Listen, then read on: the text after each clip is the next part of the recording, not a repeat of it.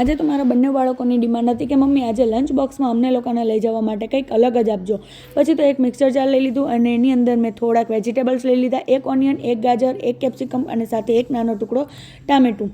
બસ પછી આ બધી જ વસ્તુને આપણે મિક્સર જારની અંદર એડ કરી અને બધી જ વસ્તુને ગ્રેવી કરી લેવાની હતી.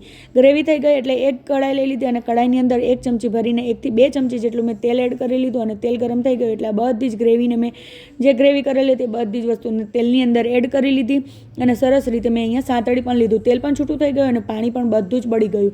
પછી મેં લઈ લીધા હતા અહીંયા એક વાટકો ભરીને પાસ્તા અને પાસ્તા વાપતી વખતે મેં થોડુંક મીઠું અને સાથે ચીલી ફ્લેક્સ પણ એડ કરેલા હતા, જેટલે ચીલી ફ્લેક્સનો સ્વાદ પણ એકદમ સરસ રીતે આવી જાય.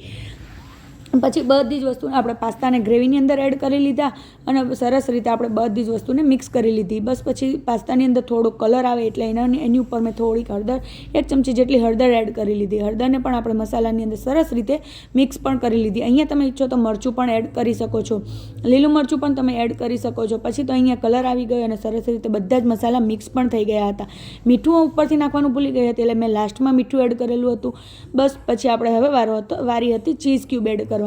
હવે પાસ્તામાં આપણે ચીઝી સ્વાદ આવે એટલે એના માટે મેં એક ચીઝ ક્યુબ લઈ લીધી હતી અને ગરમા ગરમ પાસ્તાની અંદર ચીઝ ક્યુબ એડ કરી લીધેલી હતી અને પાસ્તા પણ હલાવી લીધા. ફાઇનલી થોડીક વાર થઈ ત્યાં આપણા પાસ્તા પણ ચીઝ પણ અહીંયા પીગળી ગઈ હતી અને પાસ્તા પણ રેડી થઈ ગયા હતા. તો બસ પછી હવે વારો હતો લંચ બોક્સ પેક કરવાનો.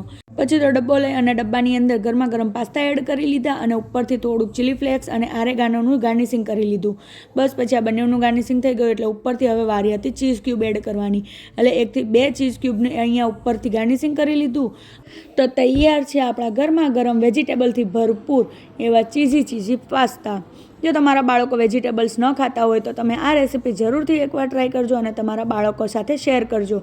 તો તમને આ રેસીપી કેવી લાગી? મળીએ નેક્સ્ટ વિડીયોમાં. Like, share, subscribe. બાય.